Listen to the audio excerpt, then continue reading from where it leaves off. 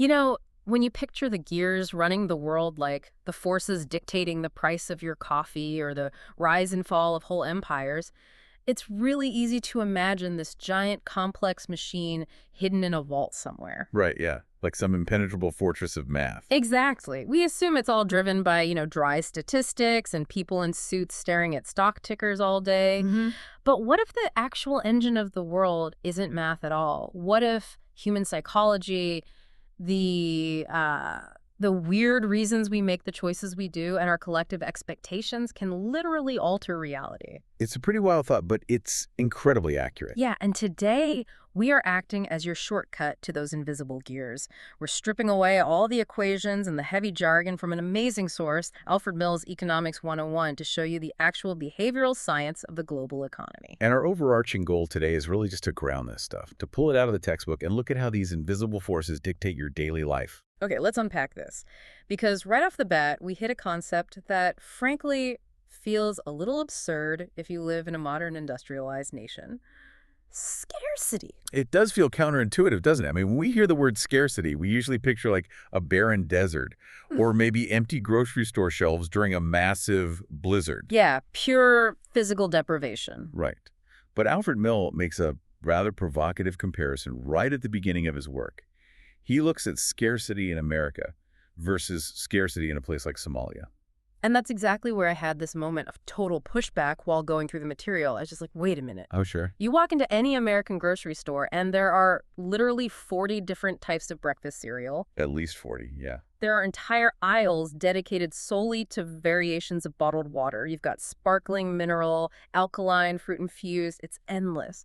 So are we really experiencing scarcity in a land of such overwhelming, almost comical abundance? It's a completely valid reaction, but, and this is key to an economist, scarcity doesn't just mean we are running out of stuff. Okay. Obviously, the nature of the scarcity between a developing nation and a highly industrialized nation differs massively, right? Yeah. In severity, in human cost, in daily suffering. Of course, it's night and day. But the underlying economic principle that runs both of those societies remains identical. Scarcity, in the strict economic sense, is simply the fundamental gap between limited resources and unlimited human wants. Unlimited wants, that's the kicker, isn't it? Right.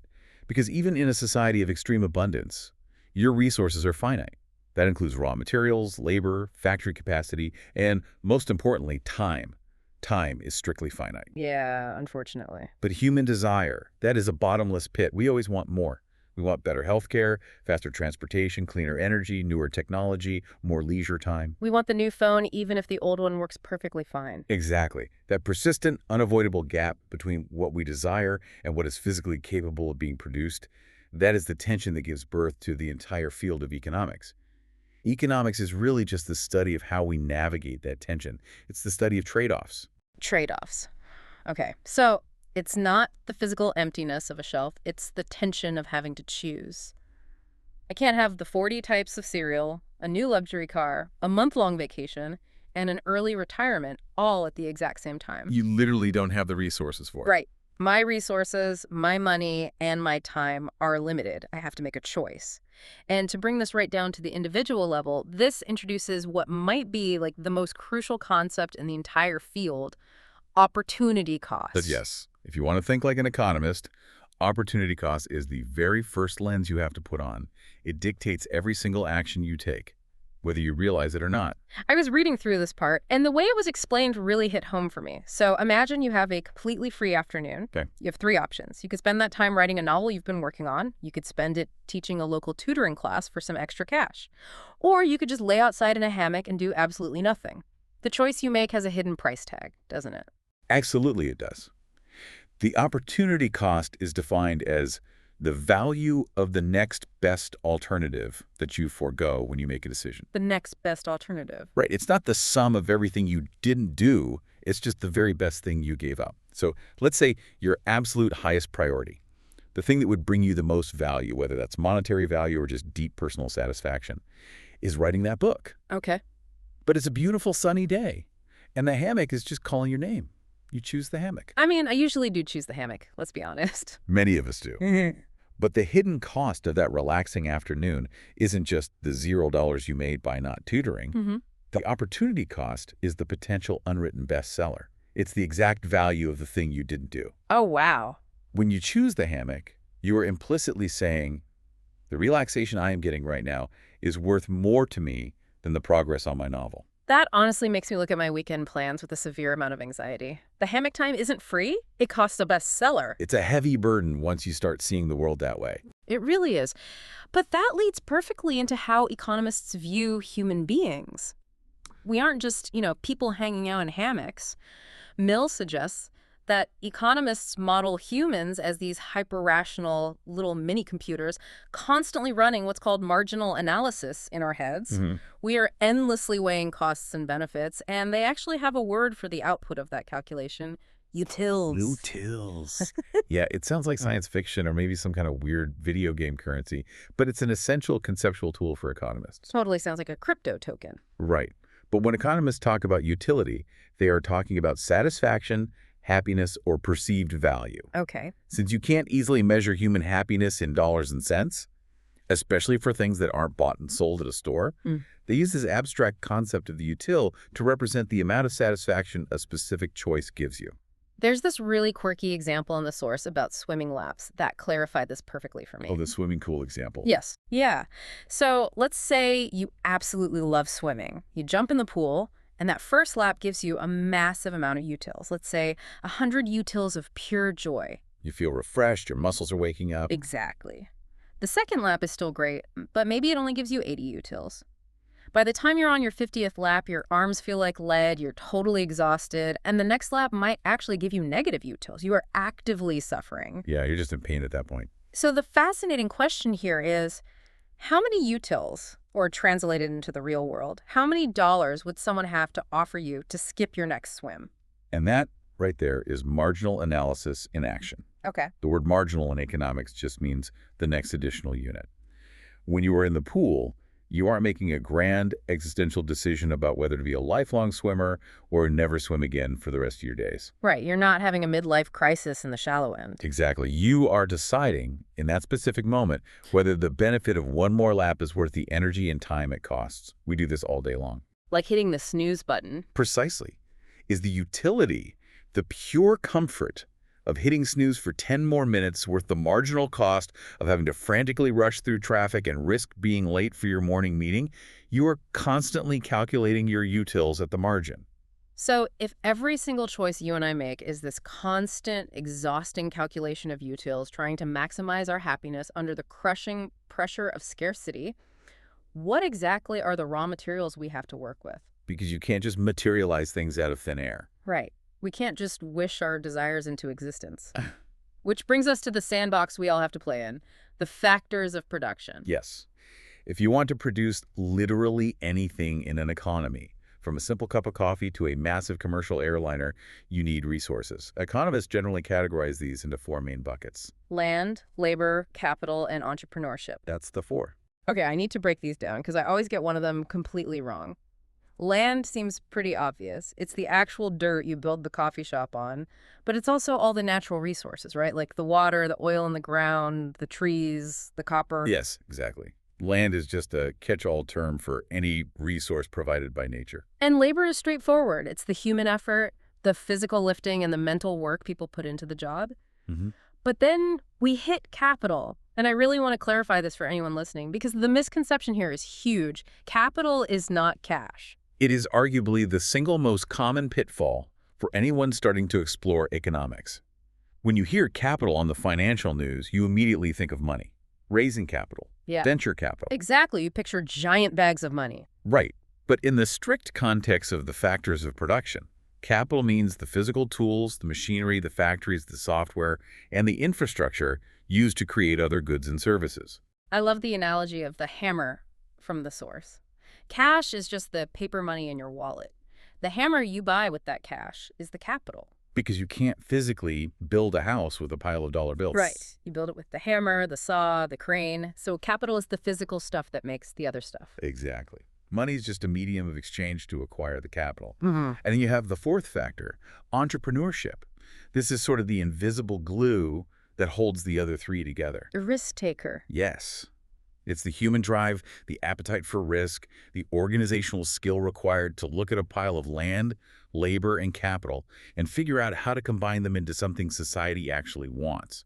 An entrepreneur takes the inherent risk of assembling the ingredients. So we have our sandbox, we have our raw materials, but the real world is infinitely spectacularly messy. It's chaotic. Yeah, there are billions of people making trillions of util calculations every second, combining millions of types of capital. How do economists actually make sense of this without their heads just completely exploding? Well, they do what a physicist or chemist does when faced with a chaotic environment. They build models. And to build a functional model, you have to make some simplifying assumptions. You have to temporarily ignore some of the real-world messiness to see the underlying gears turning. And here comes the mandatory Latin. It always feels like whenever a subject gets a little too complicated, someone throws in a Latin phrase just to sound authoritative. Ceteris paribus. Ceteris paribus, yes. It literally translates to all other things being equal or holding all else constant. So it's essentially a controlled lab experiment. Exactly like a lab experiment. Let's say you want to know how the price of apples affects how many apples people buy. In the real world, a million things affect that at once, right? Yeah, weather, trends, whatever. Right. But in an economic model, you have to imagine a world where only the price of apples changes. You have to assume, ceteris paribus, that the price of oranges hasn't magically dropped, that everyone's income hasn't suddenly doubled, and that a new medical study hasn't just come out claiming apples make you live forever. You freeze everything else. You hold everything else perfectly frozen in time to isolate one single variable and watch how it behaves. Okay, that makes sense. It's a necessary simplification to even start understanding the math. But there is another massive assumption economists make to build their models, and this one caused some serious friction for me. Rational behavior and self-interest. Ah, yes. Yeah. The rational actor. Yeah. The economic model assumes that humans are always acting rationally to maximize their own self-interest, to maximize their utility. And my immediate reaction was, have you met people? We are deeply, wildly irrational. It's a very common critique. But the text goes even further with a really provocative example. It talks about a soldier jumping on a live grenade to save their squad. How in the world can an economist frame a sacrifice like that as calculated, rational self-interest? That sounds so cold, almost deeply cynical. I understand that reaction entirely. It sounds awful on the surface. But what's fascinating here is that economists define self-interest much, much more broadly than just financial greed or selfishness. Okay, how so? When an economist says we act in our own self-interest, they simply mean we act to maximize our own personal utility based on our own internal values. Ah, I see. For a purely selfish, materialistic person, utility might be a massive bank account and a fancy sports car. But for a deeply empathetic, altruistic, or religious person, their utility, their deepest sense of value and satisfaction, comes from the well-being of others, or adherence to a strict moral code. Wow. Okay, so utility isn't just money. It's literally whatever matters to you most. Correct. So in the extreme and heroic example of the soldier, the economist would argue that in a fraction of a second, the soldier's internal valuation system determined that the survival of their comrades held a higher util value to them than their own continued survival in a world where their squad perished. That is heavy. It is. Their self-interest, their ultimate core value, was intrinsically bound up in the lives of their friends. It is not saying the act isn't profoundly heroic. It's saying that even in our most selfless, sacrificial moments, we are still acting according to our own internal hierarchy of values. We are acting rationally according to what we care about most. That is a total paradigm shift for me. Self-interest isn't just greed. It's the pursuit of whatever you value most in the world. If you value charity, giving away half your salary is acting in your self-interest because it brings you immense utility. Exactly. Okay, so if we zoom out from the individual sandbox, if you and I are constantly maximizing our utility, how do entire nations do it? Because if you look back at history, nations didn't always view the world through this lens of subjective utility and trade-offs, did they? They certainly did not. For centuries, the dominant economic philosophy on the global stage, the thing driving empires and sparking massive wars, was something called mercantilism. This was the era of galleons and hoarding gold, right? Precisely. Under mercantilism, global wealth was viewed as a fixed pie. There was only so much wealth in the world. Therefore, if my country is going to get richer, your country fundamentally has to get poorer. A totally zero-sum game. Yes. The ultimate goal of a nation was to maximize exports, sell as much stuff to other countries as possible, and severely minimize imports. You wanted to stockpile gold and silver within your borders. It was a highly combative view of human existence. But the logical flaw there is pretty glaring once you think about it for more than 5 minutes. Not every single country on Earth can be a net exporter. Exactly. Someone, somewhere, has to actually be buying the stuff. If every nation is just trying to hoard gold and refuses to import anything, global trade essentially grinds to a complete halt. Which brings us to the guy who completely flipped the script on this whole idea, Adam Smith. Adam Smith. In 1776, he publishes The Wealth of Nations, and he completely shatters the mercantilist worldview. He argues that wealth isn't the pile of gold sitting in a king's vault. Wealth is the total sum of goods and services available to the people to improve their lives. Right. And more importantly, he argued that the economic pie isn't fixed. We can bake a bigger pie. And the recipe for that bigger pie relies on two major concepts: free trade and specialization. And this leads us to what might be the coolest logic puzzle I have encountered in a long time: the difference between absolute advantage and comparative advantage. This is a vital distinction. It is the absolute bedrock of modern global trade, and it's often highly misunderstood by the general public. Okay, listener, I want to walk you through this one because my brain honestly short-circuited a bit trying to figure it out at first. Let's imagine two guys, Paul and Art. Okay, Paul and Art. Paul is a musical genius. He can write 2 hit songs in a single hour. Art is pretty good, but he can only write 1 hit song in an hour. In economic terms, Paul has the absolute advantage in music. With the exact same resource, 1 hour of time, Paul produces more output. He is just flat out better at it. Correct. Absolute advantage is very straightforward. It's just who is more efficient at producing a good. Right. But here's the twist. What if Paul and Art aren't just musicians? What if both of them are also highly trained brain surgeons? A very specific combination of skills, but let's go with it. Yeah, stick with me here. And let's say they are equally fast at surgery. They can both perform 2 successful brain surgeries in an hour. This completely changes the mathematical landscape of how they should spend their time. Completely. Because my initial instinct was, well, Paul is better at music and equally good at surgery, so Paul should just do both, right? He's the superior overall producer. It seems like common sense. But the math says no. Because remember, opportunity cost. We have to calculate what they are giving up every time they walk into the operating room. If Paul spends an hour doing surgery, what does he give up? He gives up 2 hit songs. Right. The opportunity cost of 1 surgery for Paul is 1 whole song. But look at Art. If Art spends an hour doing surgery, he only gives up 1 hit song. So the opportunity cost of 1 surgery for Art is only half a song. And this is the magic of comparative advantage. Comparative advantage isn't about who is better overall.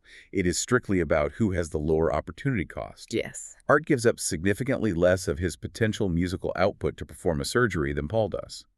Therefore, Art has the comparative advantage in surgery, even though he isn't any faster at it than Paul is. It's mind-blowing when it clicks. Even though Paul is better at songwriting and equally good at surgery, it makes 0 economic sense for Paul to ever pick up a scalpel. Paul needs to lock himself in a recording studio and specialize entirely in songwriting, while Art specializes entirely in surgery. Precisely. Because if they specialize where they have the comparative advantage, where their opportunity cost is lowest, and then trade with each other, the total output of the world is maximized. There are more songs and more surgeries in existence than if they tried to divide their time and do both. They bake a bigger pie. And that profound realization proves mathematically that 2 nations can trade with each other and both become wealthier, even if one nation is absolutely worse at producing literally everything. As long as they have different opportunity costs, specialization and free trade create a net gain for both parties. There's this amazing psychological experiment mentioned in the book that proves how trade itself creates wealth out of thin air. Oh, the random object trading one. Yeah. Researchers gave a room full of people random objects like coffee mugs, pens, notebooks. They asked everyone to rate their happiness with their random object on a scale from 1 to 10. Then they simply let the people walk around the room and trade with each other. And what happened? Without introducing a single new object into the room, the total perceived value, the total utils of the room, skyrocketed. Trade itself created massive value just by moving things from people who didn't want them to people who valued them highly. It is a beautiful, elegant mechanism in theory. However, the application of free trade on a global scale is where things get incredibly complex, intensely political, and often quite painful for specific groups of people. Right. And here we must be absolutely clear and impartial because this is where economics bleeds directly into our daily news cycle. Free trade makes the overall pie bigger mathematically, but it doesn't guarantee that everyone gets a slice. In fact, some people lose their slice entirely. Let's look at the real-world downsides. It's important to do so. Environmental groups frequently point out that free trade can encourage companies to offshore their production to developing countries that have incredibly loose environmental regulations, thereby increasing global pollution overall.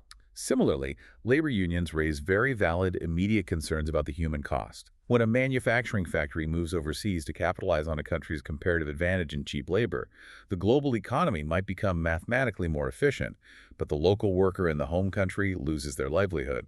Entire towns can be hollowed out. Yeah, we've seen that happen a lot. Furthermore, human rights organizations point out that this newfound efficiency is sometimes built on the backs of terrible, exploitative working conditions in those developing nations. So it's incredibly messy. And because of that real-world messiness, governments don't just let free trade run wild. They use specific tools to limit it and protect domestic interests. There are tariffs, which are basically just taxes slapped on imported goods to make them more expensive than domestic goods. There are quotas, which are strict mathematical limits on the physical number of items that can be imported. And there are embargoes, which are total bans on trade, usually used as a political weapon. But whenever a government intervenes with these tools, they have to be prepared for the economic blowback. The law of unintended consequences is always lurking in economics. The 1980s provide a perfect specific example of this. The U.S. government placed strict quotas on Japanese and German cars. The intention was very straightforward, right? Protect American automakers from this flood of foreign competition and save American manufacturing jobs. But the actual mechanical result was incredibly ironic. It really was. Because the foreign automakers, like Toyota and Honda, were suddenly limited in how many cars they could physically ship into the U.S. on boats, they sat down and did the math. They got creative. They did. They simply bypassed the trade restriction entirely. They took their massive capital reserves and built huge, state-of-the-art manufacturing factories right inside the United States. They completely outmaneuvered the quota. They outmaneuvered it perfectly. And by producing the cars domestically, they no longer fell under the import quota. Suddenly, they increased competition right in the American automaker's backyard. It forced the U.S. companies to radically innovate, redesign their vehicles, and improve their own quality just to survive. That is wild. So the quota, which was originally designed to shield American companies from competition, ultimately exposed them to even fiercer, more localized, and more efficient competition. It just shows that the economy is like a giant water balloon. You squeeze it in one place with a regulation, and it bulges out somewhere else in a way you didn't expect. And this constant squeezing, this endless friction over who gets what, who makes what, and who is protected, forces every single society on Earth to confront three fundamental questions. Yes. Regardless of culture, geography, or time period, every society must answer three unavoidable questions regarding its scarce resources. What goods and services will be produced, how will they be produced, and for whom will they be produced? And the way a society answers those three questions dictates its entire economic system. You can lay this out as a spectrum. On one extreme, you have a pure command economy. The classic modern example is North Korea. Right. A central government authority answers all three questions. They decree exactly how much steel is made, how many shoes are produced, who works in the shoe factory, and who gets to wear the shoes. Everything is planned top-down. On the complete opposite end of the spectrum is a pure market economy. In this theoretical extreme, the government does absolutely nothing. No regulations, no safety nets, no interference. Just totally hands-off. Exactly. The answers to those three questions are determined entirely by millions of decentralized individuals and businesses interacting through the forces of supply and demand. So where does a country like the United States actually sit on that spectrum? The U.S., along with almost every modern nation, is identified as a mixed economy. It leans heavily toward the market side, relying on private ownership, profit motives, and freedom of enterprise. But it features very substantial government intervention. Like what? Well, the government provides public goods like highways and national defense, it enforces environmental and labor regulations, and it manages huge social safety nets like Social Security and Medicare. There is no major nation operating as a pure, unregulated market economy today. And this spectrum is the battleground for the most famous clash of ideologies in modern history, capitalism versus socialism. And again, listener, we are looking at this purely through the impartial analytical lens of economic philosophy here. We are looking at the foundational ideas of Adam Smith and Karl Marx, stripped of all the political shouting. It is essential to understand both thinkers, not as political caricatures, but as ambitious economic philosophers who are trying to solve the agonizing problem of scarcity in very different ways. Let's start with Adam Smith, the champion of the capitalist free market approach. His core concept is the invisible hand. And there is a famous quote from Smith that I think perfectly encapsulates the exact mechanism of how he thought the world should work. The butcher and baker quote. Yes. He wrote, "It is not from the benevolence of the butcher, the brewer, or the baker that we expect our dinner, but from their regard to their own interest." That quote is profound. Smith is arguing that you don't need a central government planner to dictate that a village needs bread. And you don't need the baker to be a deeply charitable, saintly person. They just want to make a living. Exactly. The baker's own self-interest, their desire to earn a living, support their family, and perhaps get rich, drives them to wake up at 4 a.m., bake high-quality bread, and sell it at a fair price. Because if they bake terrible bread or charge way too much for it, their competitors down the street will put them out of business. The invisible hand. The invisible hand of market competition naturally guides selfish motives towards socially beneficial outcomes. The system brutally incentivizes innovation. It creates massive, unprecedented wealth, but the trade-off is potential inequity. The market rewards those who provide the most highly valued economic output, which naturally, mathematically, leads to a concentration of wealth. Yes. And that exact inequity, the suffering of the workers during that era, is what fueled the philosophy of the other titan, Karl Marx. Karl Marx looked at the rampant inequality and brutal working conditions of the 19th century Industrial Revolution and concluded that capitalism was inherently, fatally flawed. He didn't see an invisible hand creating harmony. He saw a system where the owners of capital, the factory owners, the landlords, inevitably exploited the labor force, extracting the value the workers created. Marx's vision for answering those three big questions was radically different. His most famous maxim is, "From each according to his ability, to each according to his needs." It is a vision centered entirely on egalitarianism. The primary goal isn't to maximize total wealth through cutthroat competition. The goal is to eliminate exploitation and ensure that resources are distributed based on fundamental human necessity. Society collectively produces what is needed, and everyone contributes what they are capable of. But just as Smith's system grapples with severe inequality, Marx's system grapples with massive, almost insurmountable logistical and motivational challenges. The calculation problem. Exactly. Without market prices signaling what people actually want, who decides what a need actually is? Does everyone need a car, a radio?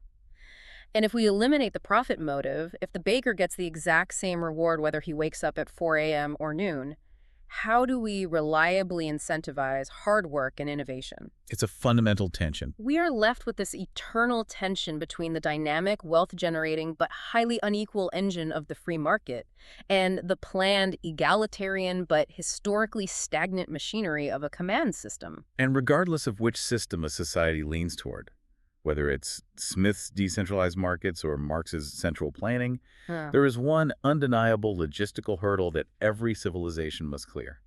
In any complex society, people need a highly efficient way to track value and exchange millions of goods daily. Which brings us to my absolute favorite part of this entire deep dive. We need to talk about magic tricks, and we need to talk about everyone's imaginary friend. You're referring to the invention of money. Here's where it gets really interesting. Try to imagine a world entirely without money. It's called a barter system. A logistical nightmare. A total nightmare. Let's say I am a highly skilled carpenter and my family needs groceries.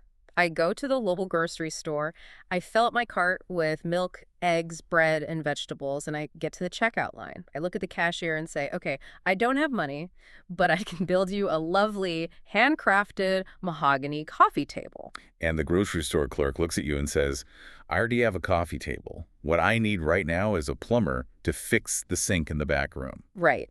The barter system suffers from a fatal flaw that economists call the double coincidence of wants. For a trade to happen, I have to find someone who has exactly what I want and who simultaneously wants exactly what I have. The odds are terrible. In a world with thousands of different professions and goods, the odds of that double coincidence happening are astronomically low. It's wildly inefficient. To solve that nightmare, humanity invented money. And money isn't just a coin. It's defined by its three essential functions. First, It is a medium of exchange. It is the universal middleman that everyone agrees to accept, instantly eliminating the need for that double coincidence. You sell your carpentry for money, and you use the money to buy groceries. The grocer uses the money to hire a plumber. Second, it's a store of value. If I trade my carpentry skills directly for fish, the fish will rot in a few days. My wealth literally vanishes into thin air. But if I trade my carpentry for money, I can store that purchasing power in a vault and use it 10 years from now to buy a car. The value is preserved. Exactly. And third, it is a standard of value. It gives us a common metric. It allows us to mathematically compare the value of an hour of carpentry to the value of a gallon of milk or a new laptop. But the most shocking realization about the money we use today, our dollar bills, our euros, our digital bank balances, is that it is fiat money. Yes, fiat. It is completely decoupled from any physical commodity. It isn't backed by a vault full of gold. It isn't backed by silver. Alfred literally calls fiat money everyone's imaginary friend. It has value simply because we collectively hallucinate that it has value. We believe the green piece of paper is worth something solely because we trust that the next person will believe it too. It is sustained entirely by psychological belief and institutional trust. Now, it's not purely a hallucination. Governments enforce this belief by demanding that you pay your taxes in that specific fiat currency, which automatically creates a baseline demand for it. But the institutions that manage this collective belief, the banks, have a fascinating and sometimes terrifying history. Let's trace this back to the Italian Renaissance, the early banks. At the time, the church strictly prohibited usury, which was the charging of interest on a loan. It was considered a profound sin. But the economy was expanding rapidly, trade routes were opening up, and merchants desperately needed capital to fund their expeditions. So, the early bankers found a highly creative loophole. Since they couldn't officially charge an interest rate on a direct loan, they utilized currency exchange rates across different regions to mask the interest.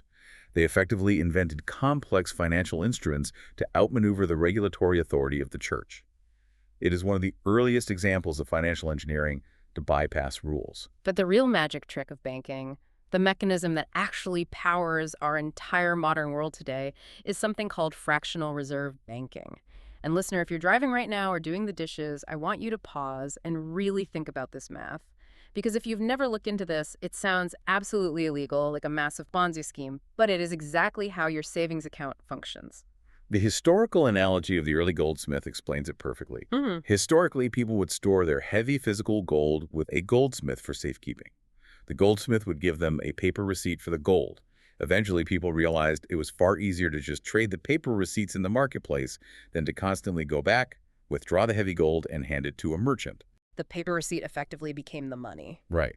Now, the goldsmith realizes something crucial. On any given day, only a tiny fraction of people actually come back to claim their physical gold. Most of the gold just sits there, gathering dust in the vault. Yeah. So the goldsmith has a brilliant, slightly dangerous idea. He starts printing extra paper receipts, receipts for gold that doesn't actually exist, and lending them out to people who need capital, charging interest on the loan. Wow. He only keeps a small fraction of the actual gold in reserve, just enough to cover the daily withdrawals of the few people who do show up. That is fractional reserve banking. And the math of how it works in our modern system is staggering. Let's walk through it step by step. Imagine you get paid and you deposit $100 of your hard-earned cash into a bank. The government mandates a reserve requirement to keep things somewhat safe. Let's say the requirement is 10%. The bank is legally required to put $10 in the vault. But they take your other $90 and they lend it out to a local baker who needs to buy a new oven. The baker takes that $90 and buys the oven from an appliance manufacturer. The manufacturer takes that $90 and deposits it into their bank across town. That second bank looks at the $90, keeps 10%, which is $9, and lends out the remaining $81 to someone buying a used car. Wait, let's trace the money here. I still look at my banking app on my phone and it says I have $100. The oven manufacturer looks at their banking app and it says they have $90. The guy selling the car looks at his app and sees $81.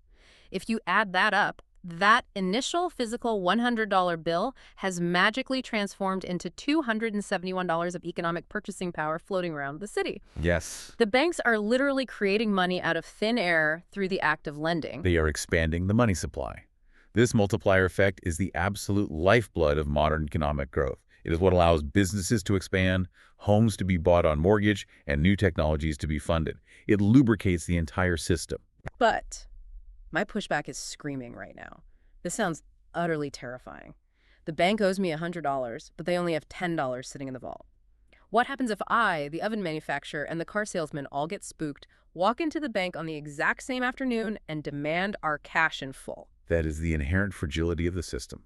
That scenario is called a bank run. If the collective trust, that imaginary friend belief we talk about, evaporates and everyone panics simultaneously, the bank literally does not have the physical money to pay everyone. They collapse. Which is why the history of banking is just this endless, exhausting cat and mouse game between financial innovation and government panic. Exactly. The bankers constantly find new, creative, and highly leveraged ways to maximize their profits and expand credit. And the government is constantly trailing behind, trying to build a regulatory cage around them to prevent catastrophic systemic collapses. It's a pendulum. We see the National Bank Act of 1863 trying to stabilize a chaotic currency system. We see the creation of the Federal Reserve in 1913 to act as a lender of last resort. We see the deregulation leading to the savings and loan crisis of the 1980s, all the way up to the devastating 2008 financial crash caused by wildly complex mortgage lending. It is a constant swing between deregulation driving massive booms and heavy regulation trying to prevent devastating busts. Okay, so if banking is this precarious high-wire act built entirely on psychological trust, what happens when the very markets we rely on to organize our society just completely drop the ball? Because earlier we talked about Adam Smith's invisible hand magically allocating resources perfectly, but the reality is markets are not perfect. Sometimes the hand fumbles the ball. Economists refer to these fumbles quite literally as market failures. A market failure occurs when a free market, left entirely to its own devices, fails to achieve a socially desirable or efficient outcome. It means the price mechanism has broken down. Let's look at the specific types of failures. The first is the problem of public goods. These are things that have two very specific characteristics. They are non-rivalrous and non-excludable. Non-rivalrous means that my consumption of the good doesn't reduce your ability to consume it. Non-excludable means it is impossible or highly impractical to prevent someone from using it even if they refuse to pay for it. The classic examples are national defense or a streetlight. A private, profit-seeking company cannot profitably build a military to defend a country. Because if they build a missile defense system to protect the country, they inevitably protect my house too. If I refuse to pay their monthly subscription fee, what are they going to do? Let a foreign missile hit my house, but somehow intercept the one hitting my neighbor who paid. They can. Right. I become a free rider. I get the full benefit of the defense without paying a dime. And because of that free rider problem, a purely free market will never produce an adequate supply of public goods. The profit incentive simply isn't there. No one will pay voluntarily if they can get it for free. Therefore, the government must step in, collect taxes compulsively, and provide the good for society. The second major market failure involves externalities. This is when the cost or benefit of an economic transaction spills over onto an innocent third party who had nothing to do with the deal. There are negative externalities, and there are positive ones. Pollution is the textbook negative externality.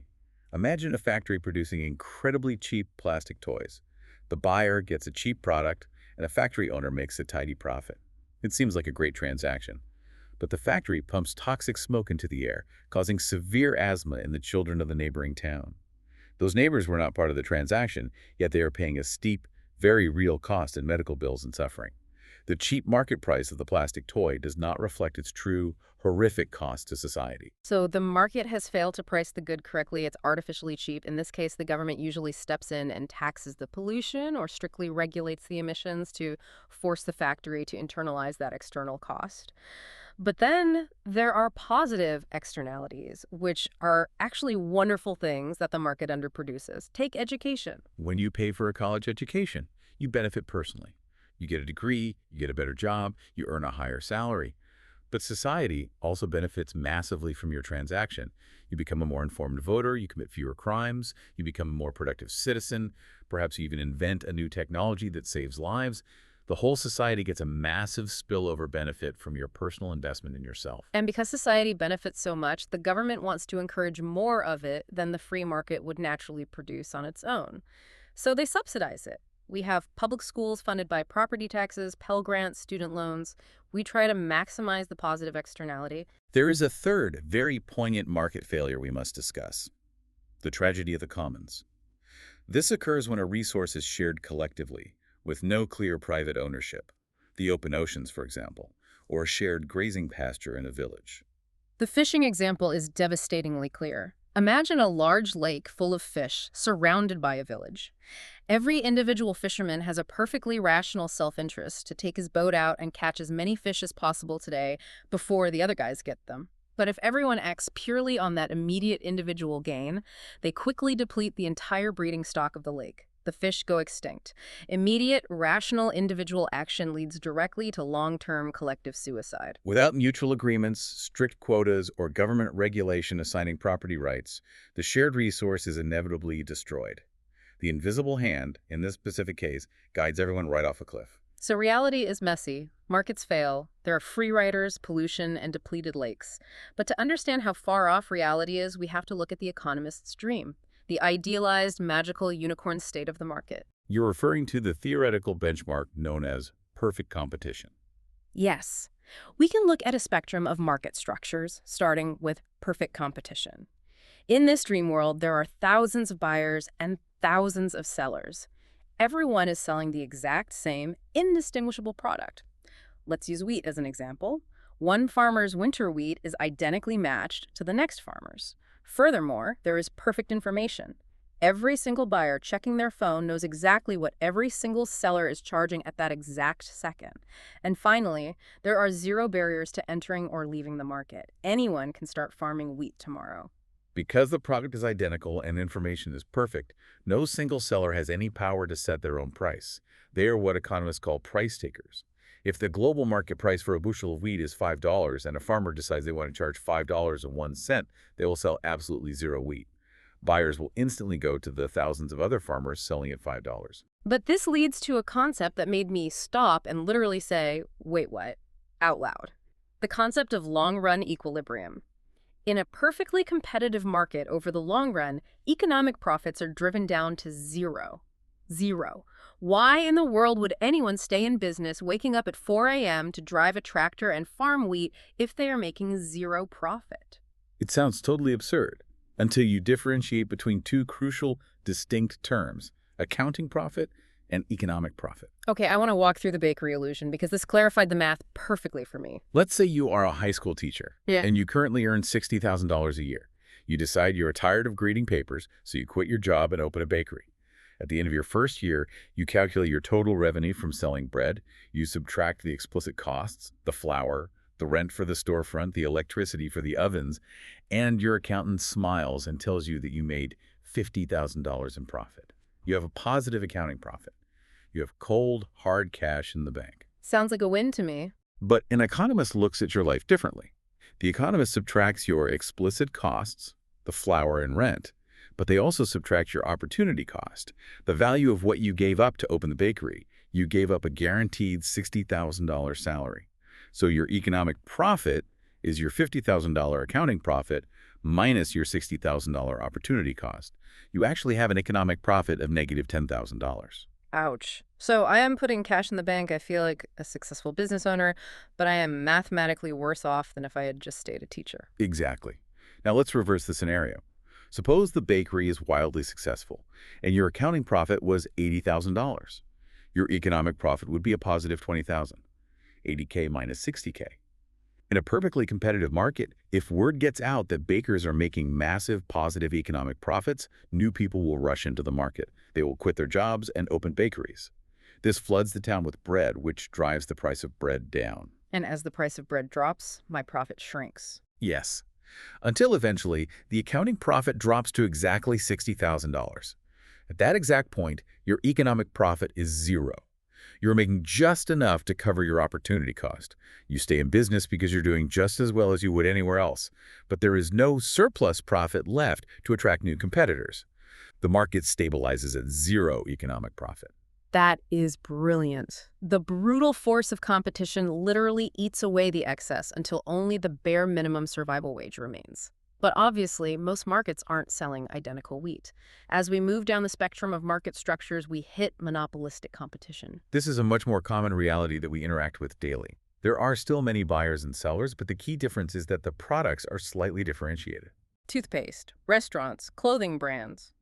Crest is different from Colgate. A local burger joint is different from McDonald's. Because of branding, secret recipes, and slight variations in quality, companies have a tiny bit of pricing power. Crest can charge 50 cents more because some people are fiercely loyal to the minty flavor. But even here, if a new burger joint starts making insane profits, someone will eventually open a similar burger joint across the street.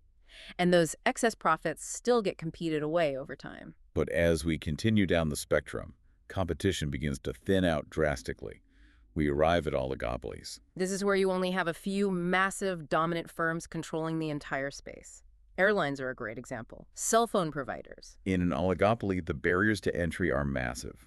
You can't just casually start a rival airline in your garage. You need billions of dollars for planes, gates, and regulatory approval. Because there are only a few players, there is significantly less competition, which generally translates to less aggressive innovation and higher prices for the consumer. And because there are so few players, they're constantly watching each other's moves like hawks, which brings up the shady cousin of the oligopoly, cartels. This is when those few dominant firms realize, hey, competing against each other with price wars is just hurting all of our profits.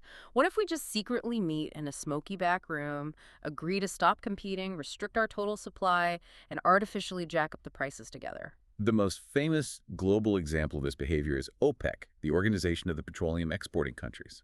They explicitly coordinate to set production quotas on how much oil each member nation can pump, deliberately restricting global supply to maintain high oil prices. But there is a fatal flaw in cartels. They are inherently unstable, and it all comes down to game theory, specifically the prisoner's dilemma. Game theory is the mathematical study of how rational actors make strategic decisions when their ultimate outcome depends on the choices of others. The prisoner's dilemma perfectly illustrates why cartels constantly struggle to survive. Imagine two members of OPEC agree to pump only 1 million barrels of oil each. The global supply stays low, the price stays high, and they both get rich. But quietly, in the dark, the leader of country A does the math. He realizes if country B sticks to the agreement and only pumps 1 million, and I secretly pump 2 million barrels, the price will drop slightly, but I will make an absolute fortune. The temptation to cheat the agreement is overwhelming. Exactly. Individual rationality, the intense desire to maximize one's own immediate profit by cheating the quota, leads directly to collective irrationality, because country B is doing the exact same math. If both countries cheat, the market floods with oil, the price crashes completely, and the cartel falls apart. They both end up poorer than if they had just cooperated. Cartels are essentially a high-stakes poker game built on a very fragile foundation of mistrust. Okay, we've hit the final stop on the market spectrum, the absolute end of the line, monopoly. One single seller, complete unchecked domination of the market. And automatically my instinct is, monopolies are evil, call the government, break them up immediately. But my assumption was challenged here. Are monopolies always bad? Not necessarily. There are several structural exceptions where monopolies are either inevitable or actually socially beneficial. First is the natural monopoly. City utilities are the classic example. If you have 5 different competing water companies in your town, you would have 5 different sets of giant water pipes constantly tearing up the streets, 5 different sewage systems. It's incredibly inefficient and chaotic. It is much cheaper and less disruptive for society to just have one single company lay one master set of pipes. But crucially, because there is no competition to keep prices down, natural monopolies must be heavily regulated by the government to ensure they don't abuse their captive customer base with exorbitant water bills. Right. The second exception is the technological monopoly, patents. If a pharmaceutical company spends $2 billion in 10 years inventing a cure for a rare disease and they don't get a patent, another company will just analyze the pill, copy the chemical formula the next day, and sell it for $1. The original company goes completely bankrupt, and as a result, no company will ever invest in medical research again. A patent grants a temporary legal monopoly. It is a necessary evil to incentivize the massive financial risk and cost of innovation. Society accepts the trade-off of temporarily higher drug prices in exchange for life-saving medical advancements existing at all.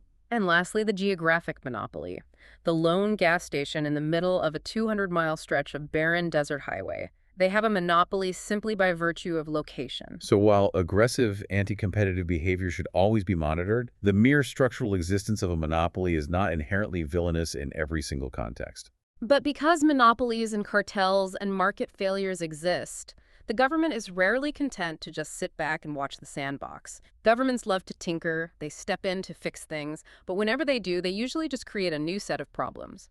Let's look at price ceilings. The government looks at a vital good, like housing, and says, the market price is too high. It is hurting our most vulnerable citizens. So they legally mandate a maximum price. Rent control in New York City is the famous example. The political intention is noble. Keep housing affordable for the working class. However, the economic reality of a price ceiling set below the natural market equilibrium is mathematically inevitable. It creates a severe shortage. Because at that artificially low rent price, thousands of people want an apartment in the city. Demand goes through the roof. But landlords and developers look at that low price and think, it's not worth my money to build a new apartment building or even fix the plumbing in the one I already own because my profit is capped. So demand skyrockets while supply stagnates or shrinks. Exactly. The unintended consequences manifest as decades-long waiting lists for apartments, shady black markets where people illegally sublet at massive markups, and a severe deterioration in the physical quality of the housing stock because the financial incentive for the landlord to maintain the building has been legally removed by the ceiling. On the flip side, we have price floors. This is a legally mandated minimum price, and the most fiercely debated example of this is the minimum wage. The intent, again, is socially driven. Ensure that a worker's labor provides a baseline living wage. But the economic trade-off of a price floor set above the natural market equilibrium is a surplus. In the labor market, a surplus of labor translates to unemployment. If the minimum wage is raised significantly overnight, a small business owner might look at their payroll and realize they can no longer afford 10 employees. They can only afford 8. 2 people lose their jobs entirely so that the remaining 8 people can have a higher wage. The intense debate is over whether that specific trade-off is worth it for society. And the third intervention tool is the subsidy. This is when the government gives direct financial payments to producers to artificially encourage the production of a specific good. We see this heavily with farm subsidies in the U.S. The government wants a stable, secure, domestic food supply. Totally understandable. But by heavily subsidizing agriculture, the market price signal gets completely distorted.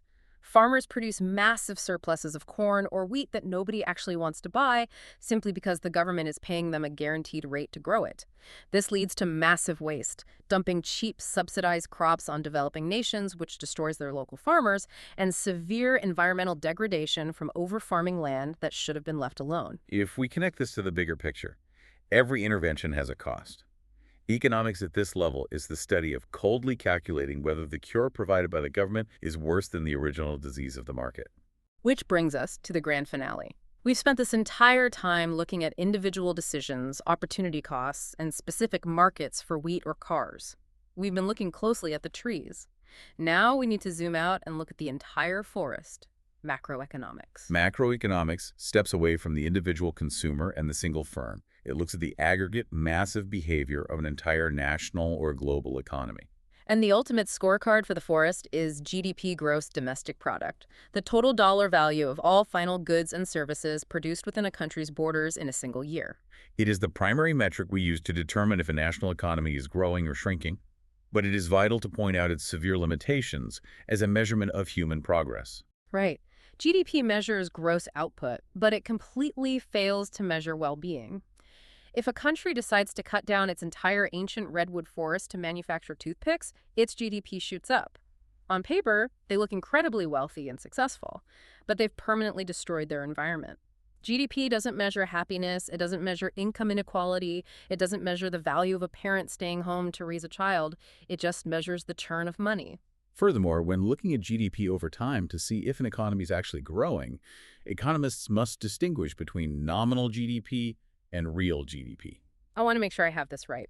If prices double tomorrow because of inflation, our nominal GDP, the raw unadjusted dollar amount, would double. It would look like we grew our economy by a miraculous 100% overnight. But we didn't actually produce a single extra pair of shoes or build a single new house. We just printed bigger numbers on the price tags. Real GDP strips away the illusion of inflation. It measures the actual physical growth of output. Precisely. Real GDP tells us if we are actually baking a bigger pie or just charging more for the same slice. And that output rarely grows in a smooth, upward, straight line. It constantly fluctuates through what is known as the business cycle. Imagine the economy is a car on a long road trip. When you're zooming down the highway, passing other cars, everyone is employed, factories are humming, people are spending money, that's an economic boom and expansion. But inevitably, the engine overheats or you hit brutal traffic, the car slows down, you narrowly avoid a collision. That slowdown, that painful contraction of output, is a recession. And the most painful human casualty of that recession is unemployment. But unemployment isn't just one big uniform blob of jobless people. There are three distinct types, and they mean very different things for the health of the economy. The first is frictional unemployment. This is actually a sign of a healthy, dynamic, free economy. It is the natural, short-term churn of people moving between roles. It's the recent college graduate spending 3 months looking for their first entry-level job. It's the accountant who quits a toxic firm to spend a few weeks finding a better culture. They are temporarily between jobs, but their skills are highly needed in the market. The second is structural unemployment. This one is much tougher. This is a fundamental mismatch between the skills the workers currently have and the skills the modern economy actually needs. Imagine a coal miner who loses his job because the country transitions entirely to solar power. The mining jobs are gone forever, and his specific hard-earned skills don't translate immediately to coding software for solar panels. That is a deep structural problem that requires massive societal retraining. And the third, the most destructive and volatile, is cyclical unemployment. This is tied directly to the road trip analogy. The economy hits a recession, consumer demand drops off a cliff, businesses panic, and they lay off perfectly skilled workers simply because there is no money coming in the door to pay them. Because of the constant frictional and structural churn, unemployment will never be zero, even in the biggest boom. There is a baseline natural rate of unemployment, but unemployment has an evil twin in macroeconomics, the silent thief, inflation. Inflation is the general, sustained rise in the price level of goods across the entire economy. It silently erodes your purchasing power. The $100 you hid under your mattress buys fewer groceries this year than it did last year. The money itself is actively decaying in value. Let's talk about how this actually happens mechanically. There are two main causes. First, demand pull inflation. This goes all the way back to our magical bank multiplier. If the banks create too much money, or the government prints too much money and hands it out, you suddenly have a massive wave of cash trying to buy a limited finite supply of goods. Too many dollars chasing too few goods. Consumers outbid each other, and the price gets bid up. The second cause is cost-push inflation. This happens when a massive supply shock like a war interrupting global oil supplies or a pandemic shutting down shipping lanes suddenly makes the raw materials of production incredibly expensive. Businesses don't just eat that loss. They are forced to push those higher costs onto the consumer in the form of higher retail prices. And if inflation spirals completely out of control, you get hyperinflation. The terrifying historical example is Zimbabwe, where prices were doubling every few hours and citizens were literally pushing wheelbarrows full of trillion-dollar banknotes just to buy a single loaf of bread. The imaginary friend of fiat money completely evaporated. The trust was totally gone. The paper became worthless. To cure severe entrenched inflation, central banks have to take drastic, often brutal measures. A perfect historical example is Paul Volcker, the chairman of the Federal Reserve in the early 1980s. U.S. inflation was rampant, hitting double digits. Volcker's cure was to aggressively raise the federal funds rate. He slammed the brakes on the car. But how does raising interest rates actually stop the price of milk from going up? Walk me through the domino effect. Let's trace it. When the central bank raises its base interest rate, borrowing money becomes incredibly expensive for regular commercial banks. They, in turn, pass that cost on to consumers and businesses. Suddenly, mortgage rates skyrocket, so people stop buying houses. Small business loans become too expensive, so the baker doesn't buy the new oven. Because the baker didn't buy the oven, the manufacturer doesn't hire a new worker. The flow of new money into the economy just freezes. Exactly. Demand plummets. And when demand plummets, businesses have to stop raising prices, and sometimes even lower them, just to attract the few customers left. Volcker slammed the brakes so hard, he intentionally triggered a severe recession. He caused massive cyclical unemployment to forcibly wring the inflation out of the system. The cure for the silent thief is often a devastating, engineered economic shock. But the craziest part about inflation goes all the way back to the very first minute of our conversation today: human psychology. Inflation isn't just a math equation about money supply. It's about collective expectation. Precisely. If citizens genuinely believe the prices are going to rise by 10% next month, What do they rationally do? They rush out to the store and buy everything they possibly can today before the price goes up. And what does that sudden, massive, panic-driven surge in demand do? It causes the prices to rise immediately. The expectation of inflation literally creates the inflation. It's a self-fulfilling prophecy driven purely by mass psychology and fear. This is why macroeconomics ultimately relies on the sweeping concepts of aggregate demand and aggregate supply, the total spending and total production of the entire country. And the crucial framework for understanding how an economy recovers from these shocks is the difference between the short run and the long run. In the short run, things in the economy are sticky. If a recession hits tomorrow, wages don't instantly drop. People have union contracts. Leases on storefronts are locked in for a year. So a sudden shock causes wild swings in factory output and massive layoffs. But in the long run, given enough time, the sticky prices unstick. Leases eventually renew at lower rates. Wages renegotiate.